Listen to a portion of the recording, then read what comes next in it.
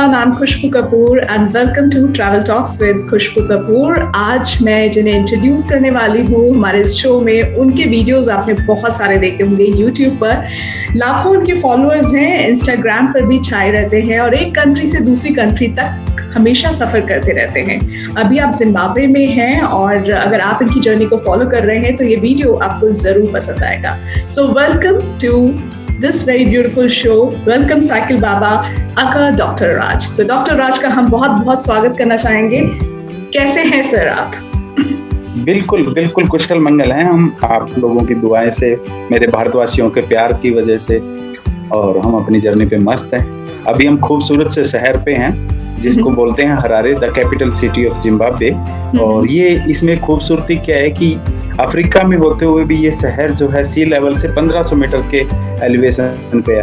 और आप अनुमान लगाइए कि 1500 मीटर जो है देहरादून से थोड़ा सी ऊंची हाइट पे आता है, तो देहरादून का वेदर कैसा होता है उस खूबसूरत सी नज़ारे में अभी हम हैं। Great great great. साइकिल बाबा, मेरे को समझ में नहीं आ रहा आपको साइकिल बाबा बुलाऊं या डॉक्टर राज बुलाऊं, क्योंकि आप साइकिल बाबा से इतने प्रसिद्ध हो चुके हैं कि मुंह पर नाम सिर्फ साइकिल बाबा ही आता है। तो साइकिल बाबा से तो मैं अपना नाम भूल ही जाता हूँ। अच्छा ग्रेट ग्रेट। तो जब आपसे लोग मिलते हैं तो आपको क्या कहते हैं? साइकिल बाबा कहते हैं, डॉक्टर राज कहते हैं? जो जानते हैं वो डॉक्टर राज कहते हैं, बाकी सब साइकिल बाबा बोल देते हैं। तो ग्रेट। तो साइकिल बाबा यानी कि डॉक्टर राज से हम पूछना चाहेंगे कि आपकी जर्नी की शुरुआत कहाँ से हुई थी? How you started your beautiful journey? जी ये तो बहुत काफ़ी पुरानी बात होगी, अब तो 6 साल पुरानी बात होगी। 6 साल पहले मैं एक दिन रात को यूं ही अचानक बैठा था और मन में विचार आया था कि साइकिल से पूरी दुनिया घूमा जा सकता है कि नहीं। बस इस विचार ने मेरे को पूरी रात सोने नहीं दिया और हम निकल पड़े। कुछ दिन बाद में ही दोस्त की एक साइकिल मांगी और पूरे विश्व भ्रमण के लिए निकल चुके। तो बस वहाँ से चलते चलते चलते चलते अफ्रीका तक पहुँच गए हैं। 64 देश कंप्लीट करते हुए हम यहाँ पे अभी आप लोगों के सामने आ चुके हैं। Great great. आपने 64 कंट्रीज ऑलरेडी कवर कर ली हैं, दैट्स रियली नाइस। 60 तो मैंने भी किए हैं, लेकिन आपका जो सबसे अच्छा प्लस पॉइंट है जिसकी वजह से लोग आपको जानते हैं वो है आपकी धन्नो यानी कि आपकी साइकिल। और साइकिल पर सफ़र करना इतना आसान नहीं होता है। कूडोस टू यू, बहुत बहुत बड़ा सैल्यूट है आपको कि आप इतनी बड़ी जर्नी बिना किसी प्लेन राइड के, बिना किसी ट्रेन के आप कर रहे हैं, दैट्स रियली नाइस। और राज जी, मैं आपसे ये जानना चाहूँगी कि वो कौन सी ऐसी बात थी, वो कौन सा ऐसा मोटिवेशन फैक्टर था जिससे आपने इस जर्नी की शुरुआत की? क्योंकि साइकिल पर पूरे वर्ल्ड घूमने के लिए निकल जाना, इसके पीछे कोई ना कोई मोटो तो रहा होगा। जी बिल्कुल। देखिए, हमारे सब लोगों के दिमाग में एक चीज़ तो आती है कि यार हम ये करेंगे वो करेंगे, पर कई बार कई ऐसी चीज़ आती है दिमाग में कि यार हम करेंगे, और वो दिमाग में जब आपकी आ जाए और वो आपको सोने ना देना, तो समझो कि आपको कुछ करना होगा। तो इसके पीछे कोई स्पेसिफाइड रीज़न नहीं था कि भाई मैं इसीलिए कर रहा हूँ। हाँ, मेरा इन्वायरमेंट के प्रति प्यार था और मैं कार्बन फ्री चीज़ों को करना चाहता था। ट्रैवल करने को तो मैं इससे पहले बहुत सारी कंट्रीज़ में ट्रैवल कर चुका था, बट जो मोटो मैं लेके चला था, जो मेरा मिशन है व्हील्स फॉर ग्रीन, वो इम्पोर्टेंट था। उसको लेके जो निकला था वो इम्पोर्टेंट था। तो मैंने सोचा कि एक सिम्बॉलिकल राइड की जाए पूरी दुनिया के अंदर जो कि कार्बन फ्री हो, जिसमें कि एक जीरो पोल्यूशन हम करें और एक अच्छा संदेश जाएगा और रास्ते में हम कुछ अच्छा करते हुए जाएंगे तो बहुत अच्छा लगेगा। मेरी ज़िंदगी को एक मकसद भी मिल जाएगा इस बहाने से। तो उस मकसद को लेके हम निकले थे। राइट। सो ये आपका मकसद रहा कि green for wheel for green, wheels for green, wheels for green. Okay, so इसमें आप क्या ट्रीज प्लांट करते हैं या कुछ ऐसा भी? क्योंकि मैंने आपके कुछ वीडियोस देखे, कुछ पिक्चर्स देखी जहाँ पर आपने एम्बेसीज में प्लांट्स भी प्लांट किए हैं, तो ऐसा कुछ? मैं एम्बेसीज में ही नहीं, पिछले 6 साल में लगभग हम 1 लाख से ज़्यादा ऊपर प्लांटेशन कर चुके हैं रास्ते में। मैं कुछ एनजीओज के साथ में जुड़ा हूँ, कुछ इंटरनेशनल एनजीओज के साथ में जुड़ा हूँ। भारतीय दूतावास के साथ तो मेरा जाना, जहाँ भी जिस भी देश में जाता हूँ तो दूतावास जाता हूँ और दूतावास में अपने हाथों से पौधे लगाते हैं, वहाँ एम्बेसडर्स से लगाते हैं, वहाँ पे कुछ साइकिल रैली ऑर्गेनाइज करते हैं। अभी रिसेंटली कल ही हमने एक प्रोग्राम रखा है यहाँ पे प्लांटेशन का और साइकिल रैली का। तो जिस जिस देश में जाते हैं वहाँ पे एक अच्छा संदेश देने की कोशिश करते हैं। मैं लायंस क्लब इंटरनेशनल से जुड़ा हुआ हूँ और रोटरी क्लब से भी जुड़ा हुआ हूँ। तो इन क्लबों की वजह से और लोकल इंडियन कम्युनिटी जहाँ भी जाता हूँ वो मुझे हेल्प करती है। उन सब चीज़ों को मिला के एक मिशन बन गया है हमारा, जो व्हील्स फॉर ग्रीन है, हरियाली का पहिया जो है, तो वो निकला था। तो अभी तक तो सोचता हूँ कि कामयाबी है मेरे लिए। ठीक है, हम अगले सवाल की तरफ आगे बढ़ते हैं। और हमारी जो जनरल लाइफ होती है, हमारी डेली लाइफ, जैसे मैं एक अपनी लाइफ जीती हूँ, अभी बहुत स्मूथ लाइफ है, लेकिन जब हम अपनी कंफर्ट जोन से बाहर आते हैं तब लाइफ थोड़ी सी डिफिकल्ट होती है। तो क्या इस मिशन पर निकलने से पहले आपकी लाइफ स्मूथ थी, या आप अपने कंफर्ट जोन से बाहर निकलना चाहते थे, या क्या उथल पुथल थी आपकी लाइफ में जो आपने एकदम से इतना बड़ा? देखिए जी बिल्कुल। देखिए, फैमिली में कई बार प्रॉब्लम्स आती हैं, उनके वजह से आप बहक जाते हो, आप डिप्रेशन में आ जाते हो। ऐसा ही कुछ मेरे साथ भी हुआ था। पर ये था कि मैं एक कंफर्ट लाइफ तो जी रहा था। आपने मेरे नाम के आगे डॉक्टर लगाया तो समझ सकते हो कि इंडिया में मेरी थोड़ी कंफर्ट लाइफ तो थी, ठीक है। उस नाम के साथ में ही मेरे को निकलना बड़ा मुश्किल था। एक लग्जरी लाइफ की तरह से जी रहा था, अपनी गाड़ी, अपना सब 20-50 का स्टाफ रखना, वो सब चीज़ें थी। तो उससे निकलना और एक साइकिल पे निकलना, सब लोग कह रहे थे कि पागल हो गया डॉक्टर। तो वो पागलपन थी कि हमने, पर अब मजा आ रहा है और उस कंफर्ट लेवल को छोड़ के और इस लाइफ को जीने में एक अलग अद्भुत, एक अलग अनुभूति होती है। ओके, सो जब आपने वो सारी कंफर्ट्स को छोड़ा, तो अभी क्या वो आपने अपना जो आप पेशेंट्स को ट्रीट करते थे, क्या वो आप पूरा प्रोफेशन छोड़ चुके हैं, या फिर छोड़ना तो नहीं कह सकते आप इसको। क्या है कि मैंने जो हॉस्पिटल था उसको कन्वर्ट कर दिया एक चैरिटेबल हॉस्पिटल में। तो हॉस्पिटल तो मेरा रन हो रहा है, अभी भी चल रहा है, पर ये है कि मैं खुद काम नहीं कर पा रहा हूँ अपने लेवल पे, पर मैं और काम कर रहा हूँ। तो मुझे खुशी है, जो दूसरा काम मैं कर रहा हूँ और वो काम भी मेरा कंटिन्यू चलता आ रहा है, तो मुझे उसका गम नहीं है कि मैंने वो काम छोड़ा। क्योंकि हो सकता है कि उस काम में मैं उतनी परफेक्शन के, उतनी शिद्दत के साथ काम ना कर पाता जितनी शिद्दत के साथ में मैं इस काम को कर रहा हूँ। राइट, पैशन आपका ट्रैवल में है, पैशन आपका जो है वो आपके पर्पस ऑफ लाइफ में है, जो कि आपने बताया कि आप कार्बन फ्री एनवायरनमेंट चाहते हैं पूरे वर्ल्ड में। That's really nice. आपकी फर्स्ट कंट्री जो आपने इस मिशन के साथ शुरू की, वो फर्स्ट कंट्री जो आपने विजिट की, वो कौन सी थी? मेरा अपना देश था। मैंने अपने देश में 6 महीने लगाए। भारत मेरा देश, तो वहाँ मैंने लगभग हर स्टेट को कवर किया है। और धीरे धीरे मैं पूरे देश में, मैं अपने देश में ही कम से कम 700-800 हज़ार स्कूलों में, कॉलेजों में विजिट किया मैंने। अच्छी खासी प्लांटेशन करवाई, अच्छे खासे साइकिल रिलीज करी। उस टाइम में बिल्कुल नया भी था, उस लेवल का एक्सपीरियंस भी नहीं था, कॉन्फिडेंस भी नहीं था, पर मुझे हमारे लोगों का जो सहयोग मिला उसी से मुझे कॉन्फिडेंस भी मिला और आगे बढ़ने का पावर भी मिली। तो पहला देश तो मेरा अपना ही देश था। सो भारत की अगर बात की जाए तो भारत में सबसे अच्छा कौन सी सिटी में आपको रिस्पांस मिला था? क्योंकि वो आपका फर्स्ट टाइम था जब आपने ये साइकिल से शुरुआत की थी, तो कौन सा ऐसा प्रदेश या कौन सा ऐसा सिटी था जहाँ पर जी काफी अच्छा? आप इसको डिफाइन नहीं कर सकते। इन चीजों को डिफाइन करोगे ना तो फिर आप उलझ के रह जाओगे। तो मैं इस चीज को डिफाइन करना भी नहीं चाहता, क्योंकि जो प्यार मुझे अपने देश में मिला था वो मुझे बाहर भी मिल रहा है। तो प्यार को तो आप डिफाइन नहीं कर सकते। जब आप प्यार को डिफाइन करने लग जाओगे तो वो प्यार ही नहीं रहेगा। तो मेरा तो ऐसा सोचना है। राइट। अच्छा, जो अभी आपके पास धन्नो है वो तो प्रोफेशनल बाइक है। सो इससे पहले जो आपके पास साइकिल थी, वही साइकिल अभी तक कंटिन्यू हो रही है या आपने बीच में चेंज की थी? जी मैं बता दूं, मैंने 2016 में जब राइड स्टार्ट की थी तो मैंने अपने एक दोस्त की साइकिल मांगी थी कि यार मेरे को साइकिल दे, मैं वर्ल्ड टूर करने जा रहा हूँ। तो वो साइकिल मैंने 4-5 कंट्रीज मैंने उसी साइकिल पे निपटाए थे, और वो भी मेरे अकॉर्डिंग नहीं थी एक्चुअली। वो 29 इंचेस थी, स्मॉल फ्रेम था, मेरी हाइट के अकॉर्डिंग नहीं थी। फिर मुझे तो ABC नहीं पता था साइकिलिंग का कि भाई क्या होना चाहिए क्या नहीं होना चाहिए, बस मुझे तो निकलना था और मैं निकल गया और मैं करता रहा। 5 रास्ते में मुझे लोगों ने ज्ञान दिया, लोगों ने मुझे बताया और मेरे को पता चला कि ऐसे ऐसे ये चीज़ें चेंज होनी चाहिए, और मुझे खुद भी महसूस हुआ कि ये चीज़ चेंज होगी तो ये फ़ायदा होगा, ये नुकसान होगा। तो फिर मैंने अपने एक्सपीरियंस के साथ में उसको चेंज किया तो 5 साल से पहले 1 साल मैंने वो साइकिल रखी दोस्त की, फिर मैंने उनकी वो वापस दे दी और पिछले 5 साल से मैं एक नई ये जो धन्नो है हमारी, यही मैं यूज कर रहा हूँ। ये एक्चुअली मॉडिफाई कर ली मैंने अपने हिसाब से, और से तो ये सब अपने हिसाब से हुआ था। राइट। सो जब आप आप जैसे अभी एक टाइमलेस जर्नी पर है, क्योंकि आपको नहीं पता कि आप कब वापस अपने देश में आएंगे। मेरे ख्याल से मैं सही कह रही हूँ कि अभी आप एक कंट्री से दूसरी कंट्री जा रहे हैं? नहीं, मैं बिफोर 2030 आ जाऊंगा और सब कुछ कंप्लीट कर। 2030? हाँ, बहुत टाइम है, 8 साल है। अच्छा, तो क्या हुआ, राइट, 6 साल भी तो गए हैं ना। हाँ बिल्कुल।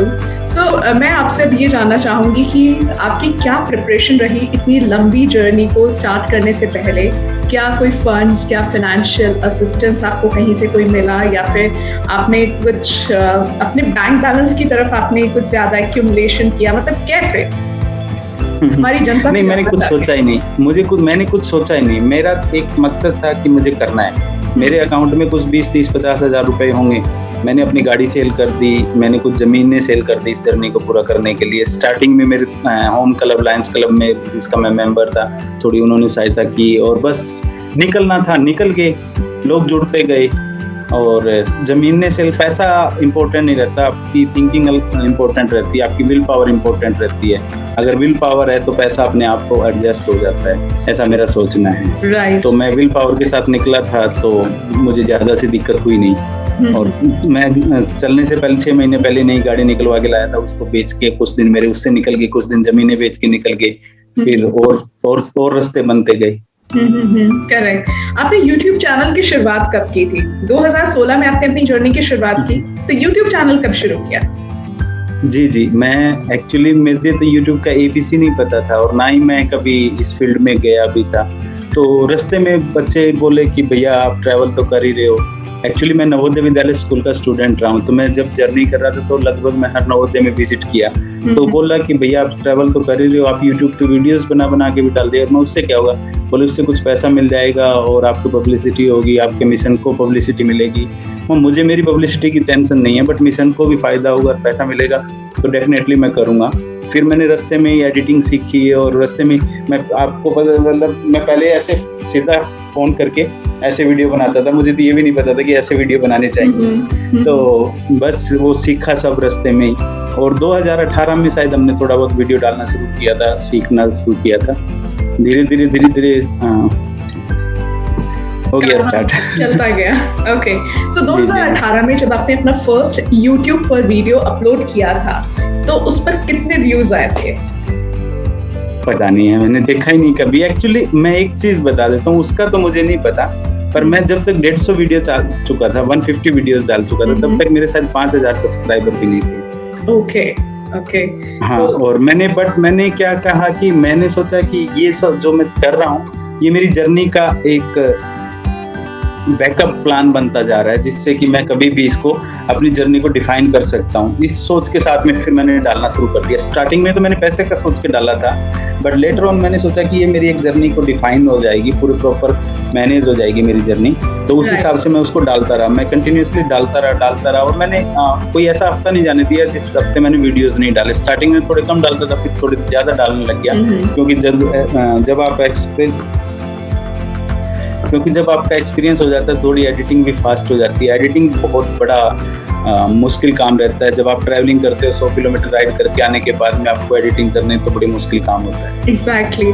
मेरा पता सवाल यही था आपसे नेक्स्ट कि आपको एडिटिंग का टाइम कब मिलता है, क्योंकि एडिटिंग एक ऐसा टास्क है जिसमें 2-3 घंटे तो जाते ही जाते हैं। सो आप जब इतनी लंबी जर्नी करते हो तो कब करते हो आप एडिटिंग? जी, मैं जैसे अभी हरारे पहुंच गया था मैं 2 दिन पहले और 3 दिन पहले। फिर मैंने यहाँ पे होली सेलिब्रेशन किया, एम्बेसीज का काम किया, बट यहाँ पे मुझे 4 या 5 दिन का रेस्ट मिल जाएगा। तो मैं 4-5 दिन में 3-4 वीडियोस एडिट कर दूंगा और फिर मैं अगले कंट्री पहुंचूंगा। 1000 किलोमीटर है, लगभग 8-10 दिन लगेंगे। तो वो हर 3-3 दिन बाद में एक वीडियो आता रहेगा। तो ऐसे मैं वीडियोस को एडिट करता हूँ। बीच में 4-5 दिन जहाँ रुकता हूँ, या फिर बीच में अगर जैसे यहाँ से जो अगली कंट्री है उसकी कैपिटल लगभग 1500 किलोमीटर है, तो बीच में एक बार 700 किलोमीटर चलने के बाद मैं 2 दिन का रेस्ट ले लूंगा। फिर उस दौरान मैं वीडियोस एडिट कर लेता हूँ। ओके, मैं ऐसे आपसे ये करना भी पड़ता है। जानना चाहूँगी कि आपकी इस जर्नी में एम्बेसीज़ का कितना सपोर्ट रहता है? और आप किसी भी शहर में या किसी भी कंट्री को विज़िट करने से पहले क्या एम्बेसीज़ को कॉन्टैक्ट करते हो? जी, जी, मैं बता दूँ कि मैंने पहले 5 देश कंप्लीट करने के बाद में मैं सुषमा जी से मिलने का मौका हुआ था। सुषमा जी से के उनके पीए से भी बात हुई थी। तो वहाँ से मैंने एक रिक्वेस्ट की थी कि मैं ऐसे-ऐसे कर रहा हूँ और वहाँ से मुझे हेल्प मिली थी।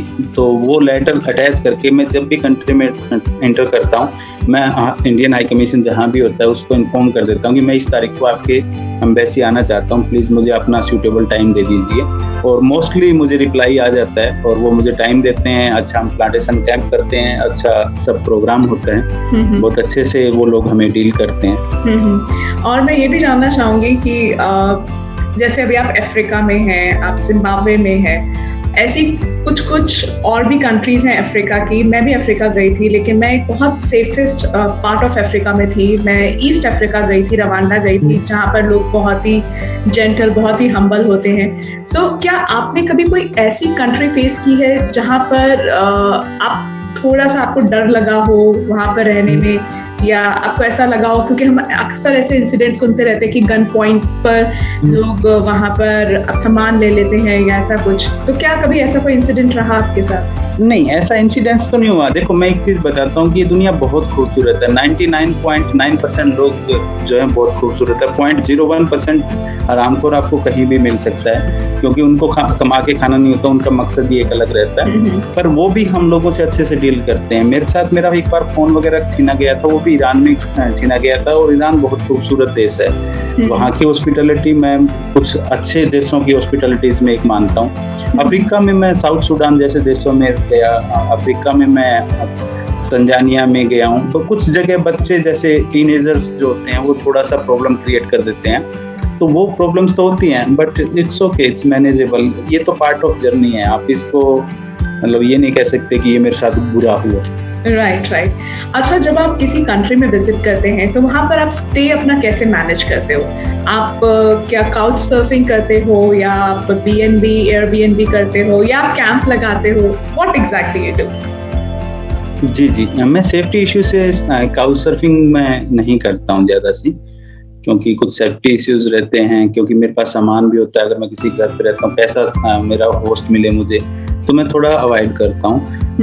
कुछ जगह मैं गेस्ट हाउस ले लेता हूँ, कुछ जगह मैं जहाँ पे भी मैं रास्ते में कैंपिंग की जगह होती है वहाँ कैंपिंग कर लेता हूँ। और भारतीय जो कि विदेशों में रहते हैं वो मुझे बहुत सपोर्ट करते हैं, मैं उनके पास में ज़्यादातर रहता हूँ। क्योंकि जब भी मैं देखिए मतलब कैपिटल टू कैपिटल जब पहुँच जाता हूँ तो मोस्टली मैं भारतीय लोगों के साथ, अफ्रीका में तो मैं स्पेशली भारतीय लोगों के साथ रह रहा हूँ। अदरवाइज हमारी कम्युनिटी ने बहुत जगह गुरुद्वारा और आपका मंदिर बनाए हुए हैं, कुछ जगह मस्जिद बनी हुई है, तो मैं तो हर जगह रह लेता हूँ। राइट। सो जो भारतीय लोग जिनके साथ आप कभी जिस भी सिटी में विजिट करते हैं वहाँ रहते हैं, तो क्या वो भारतीय आपको खुद कांटेक्ट करते हैं, like they reach you through Instagram या यूट्यूब पर, या फिर आपके मेल आईडी पर आपको मेल करते हैं कि हम आपको होस्ट करना चाहते हैं?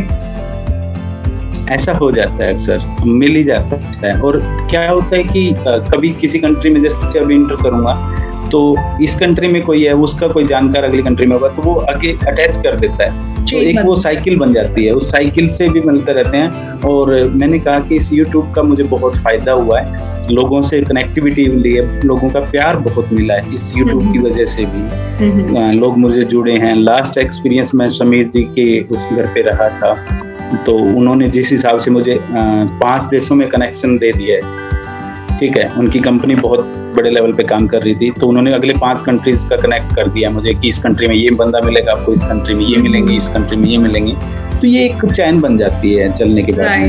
राइट, बिल्कुल। और जैसे कि आपने कहा कि आप बहुत सारे इक्विपमेंट्स अपने साथ कैरी करते हैं, आपका सामान बहुत सारा होता है, तो और अभी आपने मुझे ये भी बताया कि आप 2030 तक का प्लान लेकर चल रहे हैं, तो आपने क्या वो 8 सालों के लिए वो सामान आप कैरी करके चलते हो? मतलब क्या क्या इक्विपमेंट्स? देखिए मेरे पास इक्विपमेंट्स पे खाने का, नहाने का, धोने का, सोने का, पीने का सब कुछ है।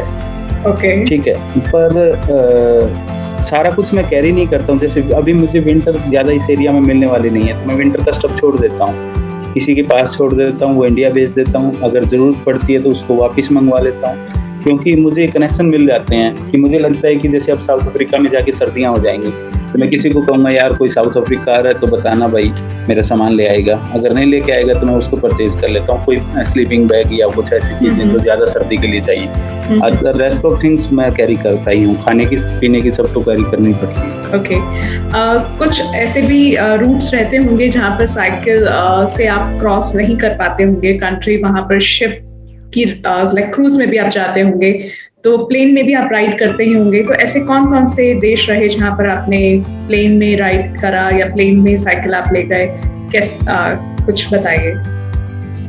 पिछले 6 साल में मैं लगभग 5 बार प्लेन में बैठा हूँ और 8-10 बार फेरी में मुझे बैठना पड़ा है, मतलब शिप में बैठना पड़ा है। तो ये तो चलता रहेगा, क्योंकि कुछ कंट्रीज के आपस में डिस्प्यूट होता है, जैसे मैं इंडिया से पाकिस्तान जाना है तो वो आपस में, एक जस्ट एग्जांपल है ये, अथवा मत लीजिए, नहीं तो जी, तो उसमें क्या होता है कि बॉर्डर क्लोज हो दोनों कंट्रीज का, तो फिर आपको उस कंट्री से उस कंट्री फ्लाई भी करना पड़ सकता है, तो ये कई बार ऐसा हो जाता है जब बॉर्डर क्लोज होते हैं दो कंट्रीज के। तो और अभी कोविड के टाइम में तो काफी दिक्कतें आई हैं, पर फिर भी है कि दिक्कतों के आगे ही काम होता है, तो दिक्कतों से निकले हैं, अब थोड़ा दोबारा से रूटीन में आए हैं। करेक्ट। सो जब ये कोरोना टाइम चल रहा था तब क्या आपने ट्रैवल में कुछ डिफिकल्टीज को महसूस किया? क्या आपका ट्रैवल हॉल्ट हुआ कहीं पर? जी, मैं कोरोना टाइम में नीदरलैंड में स्टक किया था, मैं 5 महीने वहाँ पे रहा, बट उसके बाद में मुझे आगे कहीं परमिशन नहीं मिली और कंट्री मुझे छोड़नी पड़ रही थी। तब तक वंदे भारत चली रही थी, तो मुझे वापस भारत आना पड़ा था। मैं 2 महीने करीब घर पे रहा, क्वारंटाइन कंप्लीट किया। उसके बाद में मैं चला गया था लद्दाख की तरफ, एक ride for pride Indian army को डेडिकेटेड एक राइड मैं इंडिया में की, जो कि मेरे होम टाउन से लेके लद्दाख गया, लद्दाख श्रीनगर होते हुए लद्दाख गया, मनाली होते हुए वापस दिल्ली इंडिया गेट पे आके हमने ख़त्म करी थी। फिर इतनी दिनों में मेरा ये जो इजिप्ट वाला रूट ये खुल गया था, तो मैं वापस इजिप्ट आ गया। वहाँ से फिर मैंने पूरा पहले सोचा कि मैं पूरा अफ्रीकन कॉन्टिनेंट कंप्लीट करता हुआ वापस यूरोप एंटर कर जाऊँगा, मैं कनेक्ट कर लूँ अपनी उस जर्नी को जहाँ पे मैंने छोड़ा था। अच्छा, कोरोना टाइम में क्या आप कभी बीच में ऐसा भी रहा, या आपकी पूरी एंटायर जर्नी में क्या आप कभी बीमार हुए? तो उस टाइम पर क्या आप थोड़े डिमोटिवेट हुए? अगर हुए डिमोटिवेट तो कैसे आपने अपने आप को संभाला? देखिए, डिमोटिवेट तो मैं कभी नहीं हुआ। हाँ, कोरोना टाइम में मेरे को कोविड हो गया था इजिप्ट में। जो इंडिया से मैं बाहर वापस आया इजिप्ट में, तो इजिप्ट में आते मुझे कोविड हो गया। मुझे 21 दिन एक रूम में रहना पड़ा था। बस मेरे रूम से सिर्फ नाइल रिवर दिखती थी और कुछ नहीं दिखता था। और बस खाने को मुझे एक फूल मिलता था, फूल इज राजमा, और एक वो ब्रेड मिलती थी, वो वेजिटेरियन के नाम पे फूड होता था, जो कि मेरे को खाना पड़ता था। पर डिमोटिवेट फिर भी नहीं हुआ मैं। हाँ, 21 दिन निकालने मेरे लिए थोड़ी तकलीफ दे थे, और फिर उसके बाद में फिर हम दोबारा से जो ही 21 दिन निकले, तो उस दिन नेक्स्ट डे मैंने अपनी ज़िंदगी की जो सबसे लंबी राइड थी वो कर दी। 272 किलोमीटर एक दिन में मुझे चलाने का मौका मिला नेक्स्ट डे। जी, तो मैंने कहा था कि शरीर, तूने मुझे दुख दिया, मैं तुझे दुख दूंगा। ग्रेट। अच्छा, तो ये आपकी जो 272 किलोमीटर की राइड थी, ये बिना किसी स्टॉप के थी या बीच बीच में आपने थोड़े स्टॉप्स भी लिए?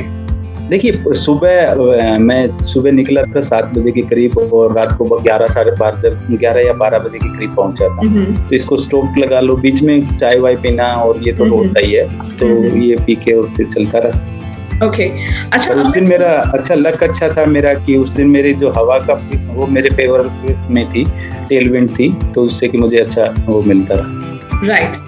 सो अब कई सारे ट्रैवलर्स हैं जो कि आपको फॉलो करते हैं, आपकी जर्नी को देखते हैं, आपके यूट्यूब वीडियोस को भी देखते हैं, कुछ यूट्यूबर्स भी हैं, मतलब बहुत सारे लोग आपको देखते हैं। अब जो न्यू बडिंग ट्रैवलर्स हैं, अब अगर वो बाहर ट्रैवल कर रहे हैं और आपके जैसे वो सोलो ट्रैवल कर रहे हैं और काफ़ी लंबा ट्रैवल कर रहे हैं, तो उनको अपने फाइनेंसेस को कैसे मैनेज करना चाहिए? क्या उनको कैश ज़्यादा लेकर चलना चाहिए, या फिर उनको ऑनलाइन बैंकिंग का यूज़ करना चाहिए, क्रेडिट कार्ड्स का यूज़ करना चाहिए, डेबिट कार्ड्स का? आप क्या करते हैं? आप कैसे अपने फाइनेंसेस को मैनेज करते हैं? देखिए, मैं बता देता हूँ कि अगर आप एक स्पेसिफाइड एरिया में जा रहे हो, जैसे यूरोप में जा रहे हो तो आप फॉरेक्स कार्ड का यूज़ कर सकते हो, क्योंकि इंडिया में अपने एक कार्ड मिलता है, हर बैंक में होता है, वो परचेज करिए फॉरेक्स कार्ड को, उसको एज ए लोकल कार्ड की तरह यूज़ कर सकते हो। ठीक है। और अब जैसे मैं अफ्रीका में हूँ, तो अफ्रीका में आप कुछ डॉलर कैरी करो, इंडियन रुपीस तो कहीं भी कैरी मत करो अभी तक, क्योंकि इंडियन रुपीस को हर जगह एक्सेप्ट नहीं करते। तो डॉलर कैरी करो और अपना कार्ड जो है उसको इंटरनेशनल करवा लो। इंटरनेशनली आप जहाँ भी चाहो उसको निकाल सकते हो।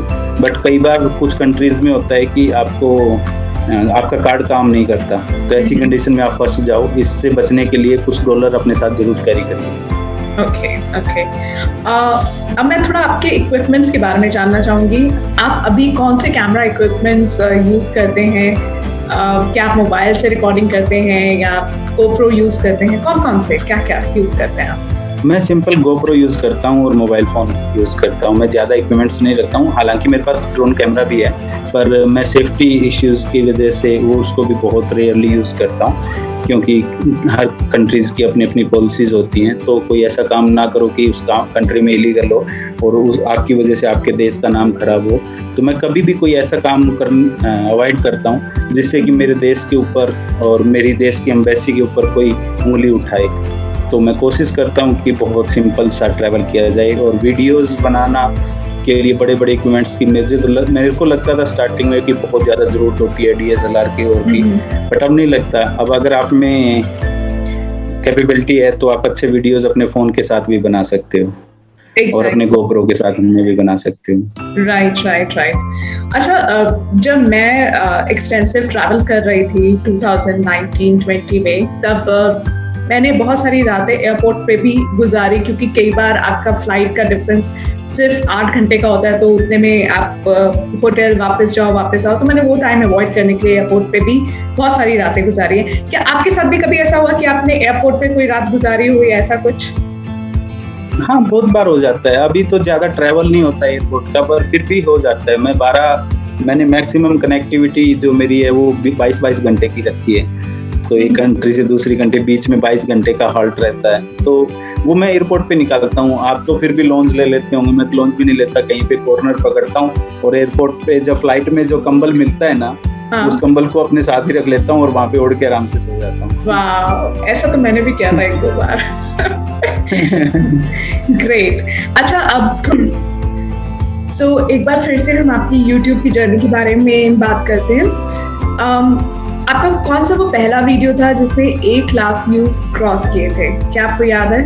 याद नहीं याद? मैंने कभी भी YouTube को ना अभी तक भी, मैं कुछ टाइम पहले तक भी कभी YouTube को मैंने सीरियस नोट पे लिया नहीं।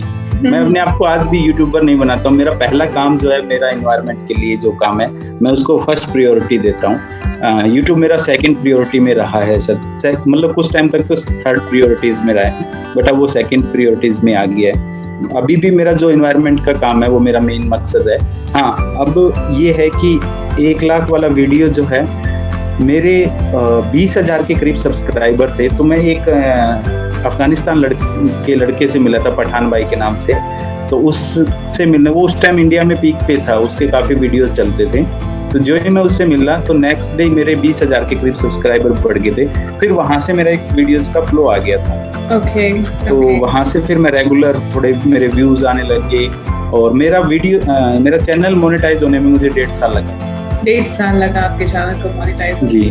ओके। तो काफी लंबी जर्नी आपकी रही। अच्छा, जी, मुझे मैं बता दूं कि मुझे पता ही नहीं था कि व्लॉग बनते कैसे हैं। मेरे पुराने वीडियोस उठा के देखो कि मैं 3 मिनट का 4 मिनट का ऐसे ही मतलब म्यूजिक डाल के वीडियोस बना देता था। ये इस देश का है, ऐसे है, ये ओमकार वाट आ गया, ये आ गया, वो आ गया, क्योंकि मुझे ब्लॉगिंग का पता ही नहीं था कि ऐसे लोगों को दिखा भी सकते हैं क्या। आई एम स्टिल लर्न कर रहा हूँ कि भाई कैसे कर सकते हैं। मेरी सबसे बड़ी कमजोरी है जो कि मेरी स्टोरी टेलिंग अच्छी नहीं है। अगर आप अच्छे स्टोरी टेलर हो तो आप बहुत अच्छे कामयाब हो यूट्यूब पे, मेरा ऐसा सोचना है। तो अगर आप अच्छे स्टोरी टेलर नहीं हो तो बहुत मुश्किल है। तो फिर आपको क्या लगता है कि लोग आपसे कनेक्ट इतना कैसे कर पाते हैं अगर आप अपने आप को अच्छा स्टोरी टेलर नहीं मानते हैं? तो मुझे तो लगता है कि आप बहुत अच्छी तरह से समझाते हैं।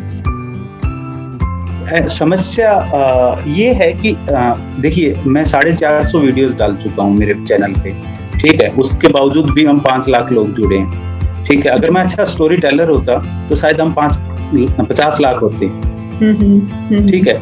क्योंकि मेरी जैसी जर्नी इंडिया में, अभी आप कितने भी ट्रैवल यूट्यूबर्स को देखिएगा, कंपेयर नहीं कर रहा मैं किसी के साथ में अपने आप को, मेरी जैसी जर्नी शायद इतने डिटेल में जर्नी किसी ने नहीं की होगी उस लेवल पे, ठीक है। पर उसके बावजूद भी हम ग्रो नहीं कर पा रहे, क्योंकि मैं अच्छा स्टोरी टेलर नहीं हूँ और मैं चीज़ों को प्रेजेंट नहीं कर पा रहा हूँ। ठीक है, और कुछ मेरे अंदर भी एक शर्म सी रहती है कि मैं कैमरा निकालूं ना निकालूं, उनके सामने बात करूं ना करूं। तो ये जो हिचक है ना, इसकी वजह से शायद मैं पीछे हूँ। और एक जब आप यंग होते हो, मतलब 20-22 साल की एज में होते हो, तब आपको शर्म नहीं आती है और आप में कॉन्फिडेंस लेवल अलग होता है, आपकी एनर्जी अलग होती है। और अब हम 40 के आसपास पहुंच गए, तो अब हमारी एनर्जी लेवल जो है वो थोड़ा अलग है, क्योंकि हम सोच के बोलते हैं। और अगर हम 18-20 में होते तो शायद हम सोच के नहीं बोलते, और 18-20 में होते तो हमारे साथ 18-20 वाले एज वाले बच्चे बहुत ज्यादा जुड़ते। और तो ये एक डिफरेंस तो थोड़ा सा रहता है, जब मैंने महसूस किया है। दूसरी बात ये भी है कि आपकी जर्नी साइकिल पर है, तो आपको वैसे भी उतना कंटेंट बनाने का और उतना एडिटिंग करने का टाइम भी मेरे ख्याल से कम ही मिल पाता है बाकी यूट्यूबर्स को देखा जाए तो, उससे उनके कंपैरिजन में। हाँ, क्योंकि आप देखिए मेरे पास कंटेंट बहुत होता है। जी, मेरे पास कंटेंट बहुत होता है। कंटेंट तो देखिए मैं सुबह से लेकर शाम तक, बाकी यूट्यूबर्स को तो घर में कपड़े धोने में, हाथ धोने में, पानी पीने में, चाय बनाने में कंटेंट ढूंढना पड़ता है। मुझे तो कंटेंट ढूंढने की जरूरत ही नहीं है। मैं अगर कंटेंट वीडियोस बनाने पे आऊँ तो मैं जिस घर में बैठा हूँ, इस घर का एक वीडियो बना सकता हूँ, क्योंकि ये बिल्कुल नया कंसेप्ट है। ठीक है, तो ऐसी चीजें अगर मैं करना चाहता था, अच्छा स्टोरी टेलर होता तो ऐसी किसी भी एक वीडियो बना देता। तो काफी डिफरेंस है। आप YouTube को डिफाइन नहीं कर सकते कि आपको ये करना चाहिए, ये नहीं करना चाहिए, ऐसा होना चाहिए, वैसा होना चाहिए। और मेजरली बात ये भी है कि हमारे जो यंगस्टर्स हैं, जो इंडिया के जो मेजर ऑडियंस है, वो जैसे आपने बताया चाय बनाना, कॉफी बनाना, पेट्स के साथ खेलना, उनको ऐसे ब्लॉग्स भी बहुत पसंद आते हैं। मतलब मैंने बिल्कुल आते हैं। ऐसे चैनल्स पर 1 करोड़ सब्सक्राइबर तक क्रॉस हो चुके हैं कुछ यूट्यूबर्स के, जिसमें कंटेंट उन्हें ढूंढना पड़ रहा है, जैसा कि आपने कहा। जी। So, मेरे ख्याल से जो आपकी जर्नी को फॉलो कर रहे हैं, वो आपके कंटेंट को भी समझते हैं और आपके डेडिकेशन और आपके पैशन को भी समझते हैं और आपका जो मिशन है उसको भी समझते हैं। अब मेरा अगला सवाल आपसे ये है कि कौन सी कंट्री का वीजा पाने में आपको सबसे ज्यादा दिक्कतों का सामना करना पड़ा? बहुत सारी कंट्रीज का है। मैं इंडियन पासपोर्ट पर ट्रैवल कर रहा हूँ, तो काफी दिक्कतें तो आती हैं, पर भारतीय दूतावास मुझे बीच बीच में हेल्प करता रहता है। कई बार तो दूतावास की हेल्प की वजह से कुछ कंट्रीज के रूल इतने स्ट्रिक्ट होते हैं कि दूतावास भी कुछ नहीं कर पाता, तो ऐसी समस्याएं आती रहती हैं। अब आप इसको पर्टिकुलर, अभी जैसे मुझे साउथ अफ्रीका का वीजा, अभी मैं साउथ अफ्रीका जा रहा हूँ, साउथ अफ्रीका ने वीजा देने से मना कर दिया, एम्बेसी को भी मना कर दिया उन्होंने। तो ऐसी कंडीशंस में मुझे काफी कुछ सोचना पड़ा, कुछ करना पड़ा, बीच में जर्नी को छोड़ के थर्ड कंट्री जाना पड़ा, वहां से लेके आना पड़ा। तो ये चीजें चलती रहती हैं, ये तो पार्ट ऑफ जर्नी है। आप उसको कि वीजा की वजह से आप जर्नी को नहीं रोक सकते अपनी। राइट। अच्छा, और सबसे इजीएस्ट वीजा ये तो आप बता सकते हो, सबसे इजी वीजा आपको सबसे पहला, मतलब सबसे जो बहुत आसानी से मिला? देखिए मैं इस जर्नी से पहले मैं यूएस, कनाडा, यूके वगैरह सब जगह ट्रैवल कर चुका था, तो मुझे वीजा की दिक्कत स्टार्टिंग में कभी आई नहीं। ठीक है, तो मुझे मोस्टली कंट्रीज का, देखिए जैसे 50 के करीब कंट्रीज तो हैं जहाँ पे इंडियंस को वीजा ऑन अराइवल मिल जाता है, तो ऐसा कोई दिक्कत आई नहीं है। मैं तो मोस्ट ऑफ द टाइम जब मैं ट्रैवल करता हूँ, कंट्री टू कंट्री विजिट करता हूँ, तो इमिग्रेशन या फिर कस्टम वालों की चाय जरूर पी के आता हूँ। मैं तो इतना फ्रेंडली रहता हूँ लोगों के साथ में। Wow, great great great, that's really nice. अच्छा, जब आपको YouTube की तरफ से फर्स्ट पेमेंट आया था, तो कितने डॉलर्स का? जी, अगर आप YouTube की तरफ से 120 या 140 डॉलर का था। और तब आपको कैसा फील हुआ था?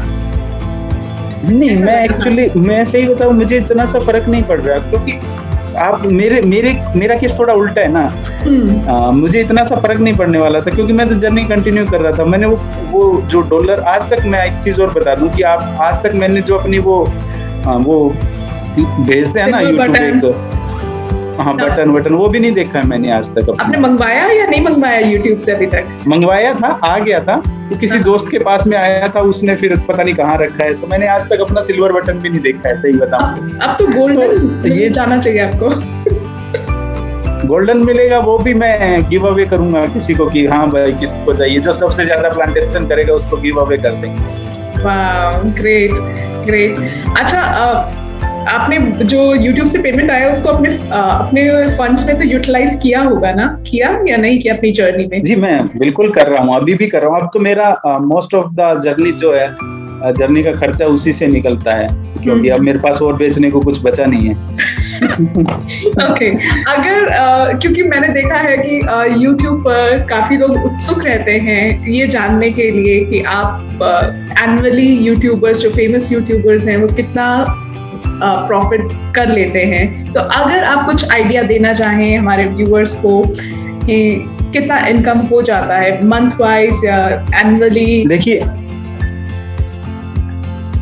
YouTube का कोई फिक्स नहीं होता। जैसे फेस्टिवल सीजन आएगा, YouTube आपको थोड़ा ज्यादा देने लग जाएगा, ठीक है, क्योंकि फेस्टिवल सीजन में YouTube के पास एडवर्टाइजिंग ज्यादा आती है, ठीक है। वैसे थोड़ी एडवर्टाइजिंग कम रहती है तो कम आते हैं। आप रेगुलर वीडियोस डालते हैं, आपके वीडियो के व्यू कितने आते हैं, काफी कुछ उस पर डिपेंड करता है, ठीक है। मेरे केस में मेरा खर्चा निकल जाता है। मेरा खर्चा पहले भी मतलब कुछ मैं अपने चीजों को बेच के निकाल रहा था, अब मैं यूट्यूब से निकालने की कोशिश कर रहा हूँ। पूरा अभी भी नहीं निकलता, क्योंकि अब खर्चे बढ़ गए हैं। कोविड टेस्ट कराओ, ये करो, वो करो, काफी चीजें नहीं आ गई हैं, तो निकल जाता है।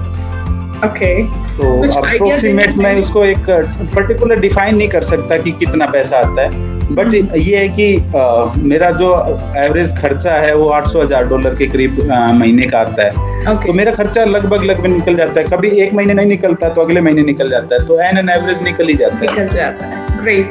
सो जैसे आपका जो निश है, जो एक आपका चैनल का निश है, वो ट्रैवल वीलॉग है। सो अगर YouTube के एनालिटिक्स को देखा जाए तो 1000 व्यूज पर YouTube कहता है कि $0.5 से लेकर $2 तक YouTube देता है। तो आपका जो ट्रैवल निश है, इस पर आपको 1000 व्यूज पर आपके हिसाब से कितने मिलते हैं? अगर आप ऐसा नहीं होता जैसे आप बोल रहे हैं, ना, ऐसा नहीं होता। इसका रीजन रहता है, देखिए मैंने एक बार पहले बताया कि किस टाइम में वो वीडियोस आपका चल रहा है, दूसरा कितना वॉच टाइम है उस वीडियो का, ठीक है। भाई किसी ने 20 सेकंड देखा और उसके बाद में वीडियो छोड़ दिया, तो वो कैसे पैसा दे देगा, मतलब कैसे एडवर्टाइजिंग कैसे कर लेगा कंप्लीट उस पे यूट्यूब। तो everything is depend on conditions, किस कंडीशंस में कितना ड्यूरेशंस है, तो आप उसको स्पेसिफाई नहीं कर सकते कि भाई यूट्यूब इतना ही देता है या ऐसा होता है। Okay, great. सो अगर मैं आपसे पूछूं कि सबसे अच्छा एक्सपीरियंस आपका कौन सी कंट्री में रहा, तो बताना चाहेंगे आप कि कौन सी कंट्री? जापान में। तो जापान में ऐसा क्या था जो आपको बहुत अच्छा लगा? जापानी लोगों की जो उनकी ईमानदारी जो है ना, और उनकी डेडिकेशन अपने देश के प्रति, उसका आप मुकाबला ही नहीं कर सकते।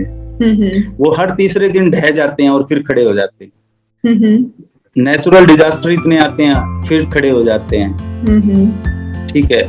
वर्ल्ड का पहला परमाणु बम उन्होंने सहा, फिर खड़े हो गए, ठीक है। अभी पीछे ओलंपिक हुआ था, आपको आपकी जानकारी के लिए बता दूं कि ओलंपिक को एक कंपनी ने स्पॉन्सर कर दिया, पूरा ओलंपिक। Okay, great. तो हमारे यहाँ तो मतलब कॉमनवेल्थ में इतने बड़े घोटाले हो जाते हैं, और वहाँ एक कंपनी ने जो है वो पूरा ओलंपिक ही स्पॉन्सर कर दिया। तो आप इससे अनुमान लगा लो कि कितनी डेडिकेशन है उन लोगों पे अपने देश के प्रति। राइट। तो आप जापान की कौन सी सिटीज में रहे? मैं लगभग मैक्सिमम सिटीज को हैं। हिरोशिमा जाना हुआ आपका? जी, मेरा हिरोशिमा जाना हुआ, नागासाकी जाना हुआ, ऊपर स्पैरो से लेके और नीचे हिरोशिमा, नागासाकी और लास्ट सिटी तक मैं गया था। तो मैंने जापान में 1 महीना पूरा ट्रैवल किया था। लगभग 1500 किलोमीटर के करीब मैंने साइकिल से ट्रैवल किया था, पर उसके बाद में मेरा टाइम नहीं बचा था। मेरे पास 1 हफ्ता बचा था सिर्फ कि भाई मैं, क्योंकि वीज़ा नहीं था, तो मैंने साइकिल को एक जगह खड़ा किया और 1 हफ्ता मैंने फिर पूरा जापान का रेल, वहाँ बुलेट ट्रेन का पास बनता है 1 वीक का, वो पास बनाया और पूरा जापान ट्रैवल किया। Okay, great. और अगर मैं आपसे आपका वर्स्ट एक्सपीरियंस पूछूं तो वो कौन सी कंट्री का रहा? नहीं, मेरे साथ कोई वर्स्ट नहीं रहा। मैं सबको अच्छा मानता हूँ और मेरा हुआ भी नहीं है ऐसा कोई कि मेरे को किसी ने ऐसा कुछ किया हो कि भी नुकसान किया, ऐसा नहीं। ओके, कोई ऐसा ट्रैवल का कोई ऐसा इंसिडेंट जो आप हम लोगों के साथ शेयर करना चाहें, या कोई आपको ऐसा परिवार मिला हो जिसके साथ आपको बहुत अच्छा लगा हो? देखिए, मैं वही चीज बता रहा हूँ ना कि मैं हर तीसरे 5वें दिन में किसी ऐसे परिवार से मिलता हूँ, ठीक है। और हम कहते हैं कि वासुदेव कुटुंबकम या अतिथि देवो भव। अरे रियल में अतिथि देवो भव मैंने पूरे वर्ल्ड वाइड देखा है कि जितना शायद हमारे लोग भी नहीं करते उससे ज्यादा प्यार करने वाले लोग मैंने बहुत देशों में देखे हैं। तो आप एक पर्टिकुलर आदमी को डिफाइन नहीं कर सकते कि इसने मुझे प्यार कम दिया, इसने मुझे ज्यादा दिया। तो सब लोगों ने मुझे बहुत प्यार दिया। ओके अच्छा, 2030 तक की आपके बीच में कौन कौन सी आपके पूरी कंट्रीज करने वाले, पूरा वर्ल्ड कवर करने वाले हैं? मैं पूरा वर्ल्ड करने वाला हूँ। कोशिश मेरी पूरे वर्ल्ड की है, बाकी तो रब रखा। Okay great great. कोई ऐसी पर्टिकुलर कंट्री जो कि आप विजिट करने वाले हैं या करना चाहेंगे ही चाहेंगे, जो आपके फोकस में? जी ऐसा कुछ नहीं है। अभी मैंने Cairo to Cape Town start किया था। अभी मैं साउथ अफ्रीका एंटर कर जाऊंगा कुछ दिनों में, फिर वहां से वेस्ट कोस्ट पकड़ते हुए मैं पूरा अफ्रीका कॉन्टिनेंट करूंगा। जब मेरा पूरा अफ्रीकन कॉन्टिनेंट कंप्लीट हो जाएगी, मेरी 100+ कंट्रीज हो जाएंगी। ओके तो उसके बाद में तो फिर आप पर्टिकुलर किसी कंट्रीज में जाने का और का कुछ मकसद नहीं रहता। तो धीरे धीरे बस मेरा एक है कि कंसिस्टेंसी, चाहे वो यूट्यूब हो, चाहे वो ट्रैवलिंग हो या फिर आपकी लाइफ हो, उसमें कंसिस्टेंसी जरूरी है। कंसिस्टेंसी रखो, हर चीज को प्रॉपर तरीके से करो, दुनिया आपके कदमों में अपने आप आ जाएगी। राइट। सो अभी जैसे रशिया और यूक्रेन का चल रहा है, इस कॉन्फ्लिक्ट से पहले क्या आप रशिया या यूक्रेन की यात्रा पर गए थे? नहीं की मैंने। नहीं गए थे। मेरा ये एरिया बच गया था। वो भी किसी न किसी मेरे वीडियोस में आपको पूरी डिटेल मिल जाएगी कि मैंने कहाँ कैसे ट्रैवल किया है। Okay great great. तो कुछ हमारे व्यूअर्स को आप मैसेज देना चाहें, कुछ यंगस्टर्स जो आपको फॉलो करते हैं उनको कुछ बताना चाहें? बस एक ही बात बोलना चाहूँगा कि पहले ये धरती है, फिर अपना देश है। पहले धरती को बचा लो, पर्यावरण को बचा लो, फिर अपने देश को बचा लो। अपने देश को नीचा मत होने दो, प्यार बांटो और अपने कल्चर को बचा के रखो। खुश रहो, व्यस्त रहो, मस्त रहो, तंदुरुस्त रहो। बस यही एक संदेश। Great great great. तो आप ना सिर्फ ग्रीनरी का संदेश देते हैं, बल्कि आप एक फिटनेस का भी संदेश देते हैं। और साइकिल की जो इस यात्रा पर आप निकले हैं उसके लिए आपको बहुत बहुत कंग्रेचुलेशंस। आप इसी तरह से पूरा वर्ल्ड घूमते रहें, 2030 तक आप सारी कंट्रीज कवर कर लें। हमारी यही आपके लिए बेस्ट विशेस हैं। और हमारी पूरे यूट्यूब फैमिली की तरफ से, जितने भी लोग सोशल मीडिया पर आपको देख रहे हैं, उन सभी की तरफ से thank you so much for joining us here. Thank you, बहुत बहुत शुक्रिया। This is Khushboo Kapoor signing off. Have a great time.